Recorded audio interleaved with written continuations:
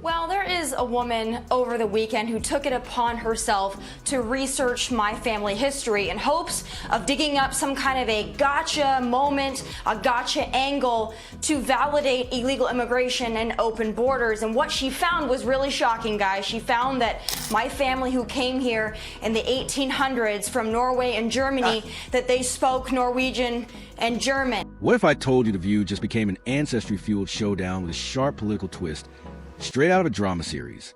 Sunny Hostin came in hot, targeting Tomi Lahren with a surprise move, digging up her great-great-grandparents' immigration story like it was a knockout punch. Bold, Sunny. Seriously bold. But instead of crumbling, Tomi stayed cool, unfazed.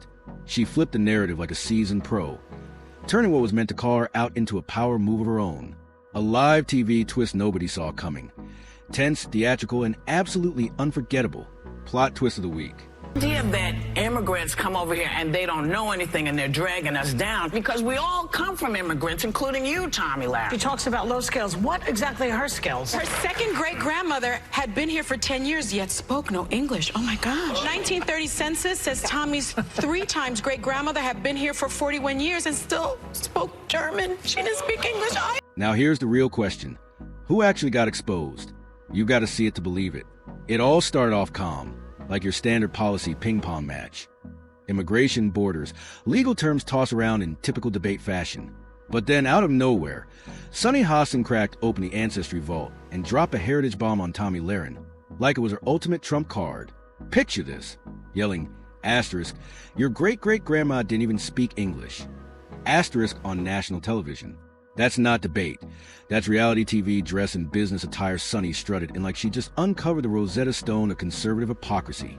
She was glowing, confident, convinced she'd found the golden ticket to obliterate Tomi's stance. All because some distant Norwegian kin didn't speak English? Girl, she delivered it like it was the final blow, but here's the kicker. Tomi didn't flinch. Cool, collected, hair slicked back like armor. She spun it back in real time. The so-called mic drop, it boomeranged. Sunny got hit with her own play, and then came the line that froze the room. Did you provide them with DNA, 23andMe? Because I cannot believe the detail on your background that they were able to get. Well, I don't have to. She did all the research for me, so I'm sure my family is very appreciative. What about Joy saying, though, what are your skills? It's beyond research. It is personal. It is mean. Well, of course, this is classical Joy Behar, but I would like to ask Joy Behar what her skills are, because perhaps we could swap stories. I know I watched Joy, and she seems like a highly skilled lady, but for her to attack me, that's really interesting. Those in glass houses should not throw stones. What is it about you that bothers him so much? Sunny asked, like she was cracking open some soul-searching Pandora's box. But Tomi, not even a flicker. No blink, no twitch, Botox or not, that woman stood there like she was carved out of marble. Calm, controlled. She took Sunny's big gotcha moment and slow burned it into a masterclass on immigration, yeah. Her ancestors didn't speak English because they were European immigrants in the 1800s. But as Tomi laid out with cool conviction, they came legally, followed the rules, worked hard, and didn't rely on hashtags or handouts. The end result? She turned what was supposed to be a cheap ancestry jab into a full-on policy sermon. In heels, with a smirk, like someone who wouldn't show up to a street fight in anything less than stilettos. Meanwhile, Sunny looked like she just got reverse carded by her own strategy.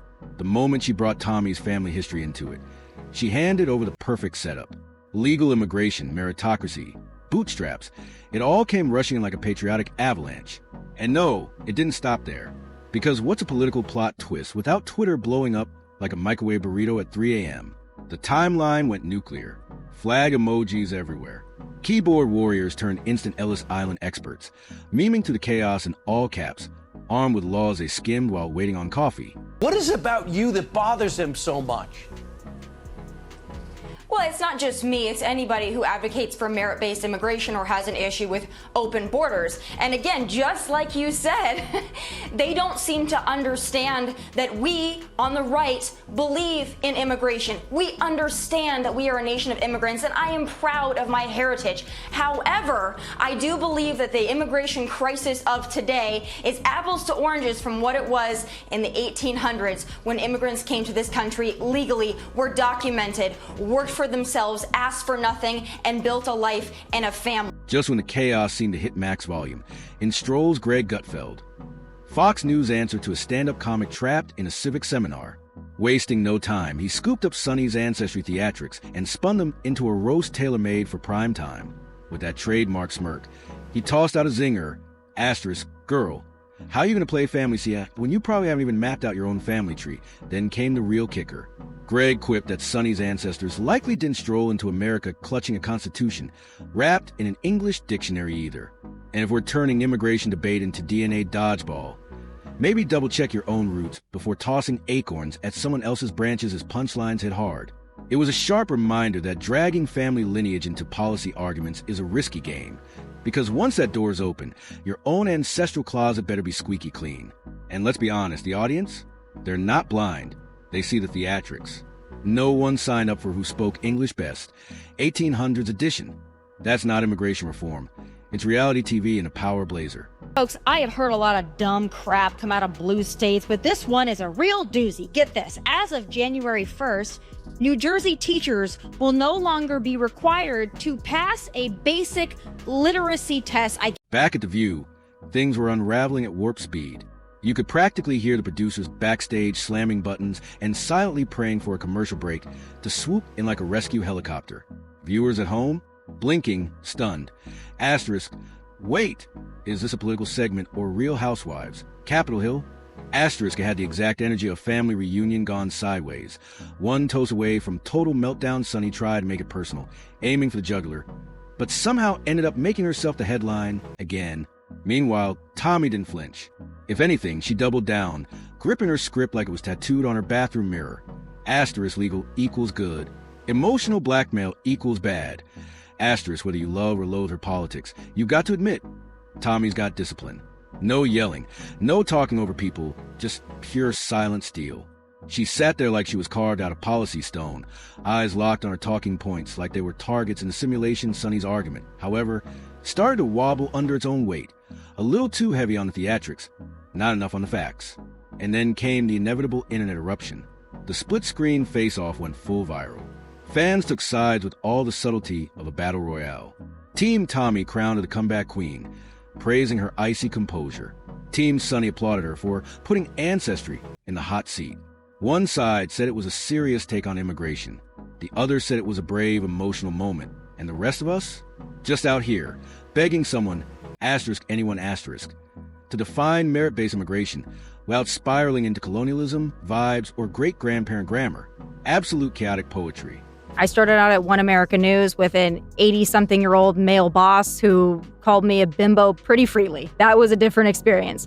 I went to the Blaze and I worked for Glenn Beck, who I had to end up getting in a lawsuit with because he tried to fire me for saying I was pro-choice when I went on The View. So it's been a different experience at those other networks. Every time The View dives into a real issue, it somehow spirals into an emotional mudfight. Immigration, one of the most complex layered topics out there, got reduced to a shallow ego clash. And for what? Because Sunny thought name-dropping Tomi's ancestors would land her a viral mic drop. It went viral, sure, just not the way she hoped. Here's a real missed opportunity. Sunny had a chance to say something that mattered. She could have unpacked how assimilation isn't one-size-fits-all, how immigrant stories are wildly diverse, how speaking English doesn't define someone's worth. That would have hit. That would have resonated. Instead, she reached for the spectacle. She chased a viral moment and caught it, just not the kind you frame on your wall. More like the kind that gets you ratioed into digital oblivion by Twitter avatars of bald eagles, powdered wigs, and cartoon dogs barking about the Constitution. People have to wonder, where does Sunny Hostin get her opinions? Yeah. Like you said, and it's obviously from her husband. She has to tell her what to say on The View, because without it, she's got nothing up there. She's not very bright. But the problem with her is that she went full racist. And the wildest part? Tomi didn't even have to go full savage. She just sat there, calm, collected, while Sunny unraveled in real time. No yelling, no dramatic clapback. Just steady eye contact and a smooth pivot right into her signature monologue about the American dream, legal immigration, and why merit still matters. It was like watching someone effortlessly step over a puddle, while the other person swan dive face first into it by the time they finally cut to commercial. You could practically feel the regret seeping into the studio air. The liberal panic echoed backstage like a silent fire alarm. Even Joy Behar looked like she wanted to vanish behind her oversized glasses and melt into the floor. Because when your big, bold takedown ends up giving your opponent a hero edit, that's not just a fumble. You lit the whole playbook on fire, but let's not act like this was just daytime drama. This was a masterclass in how political discourse in 2025 feels more like a cafeteria food fight. You don't win serious arguments by lobbing ancestry like it's a grenade. You win by making a sharp, human point. Asterisk without asterisk aside of genealogical shade, because immigration, it's messy, it's emotional, it's tangled in fear, hope, roots, and dreams. And the second you drag someone's great-great-grandparents into the conversation just to score a mic drop, you're not deepening the debate. You're torching it and doing a tap dance in the ashes. Hostin's obsession with race gets thrown back in her face. Today's video comes to us from Sunny Hostin. Sounds like a town. We're in Sunny Hostin. She was on PBS's Finding Your Roots, a show dedicated to researching celebrity ancestry. For context, Sunny is a staunch supporter of reparations and has made a fortune spewing nonsense about white privilege and racial justice. Well, turns out she's not as oppressed as she claims she is. She's actually the descendant of slave owners from Europe. And just when it seemed like the circus had finally packed up, the fallout exploded like a confetti cannon. Think pieces poured in, TikToks looped endlessly, and suddenly, everyone with a Wi-Fi signal was a cultural analyst.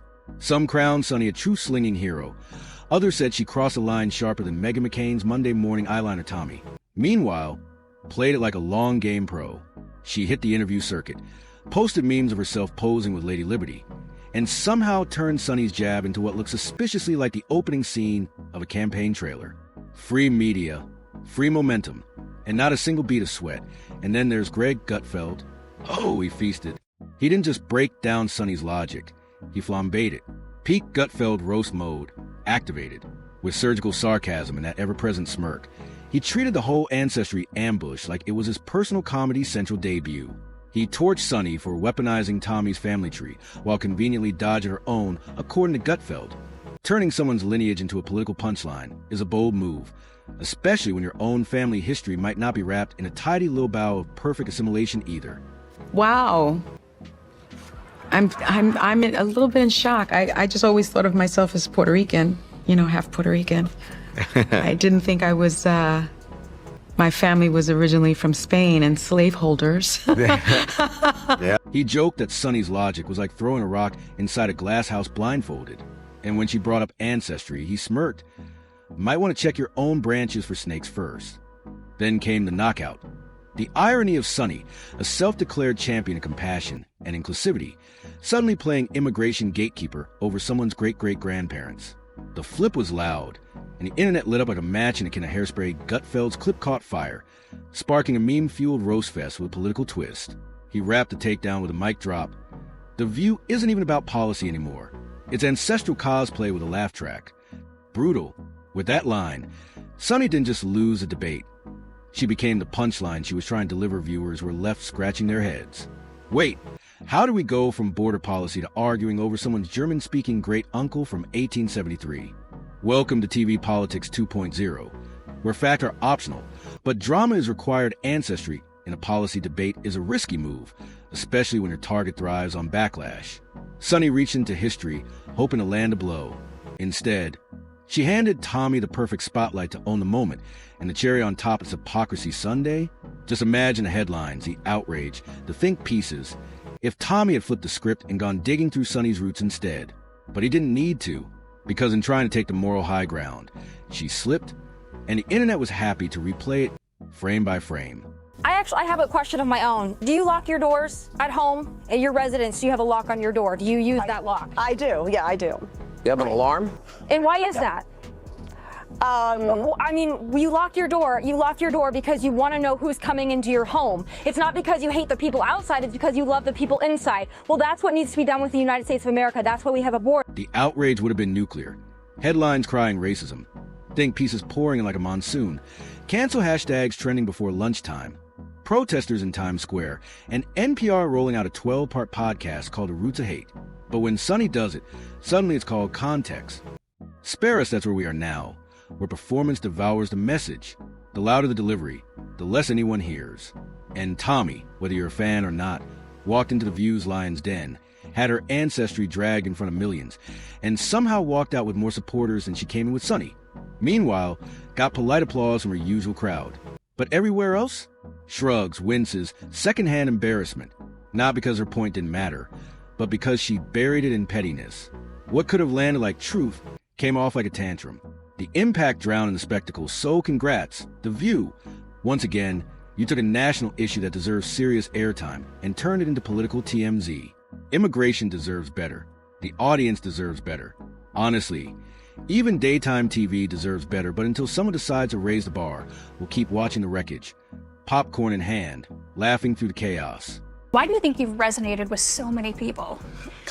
I think, in large part, I represent middle America. So you've got the two coasts, and those individuals seem to kind of just talk to each other. And then you've got all of middle America right there that's dying to have a voice. They don't really feel like they have one. They're not represented, beyond their communities. So I think they watch me and they say, well, she speaks like I do. She thinks like I do. She seems to maybe get it like I do. And I think that's why it's... Because really, what else can you do when political debate starts feeling like a round against that ancestor?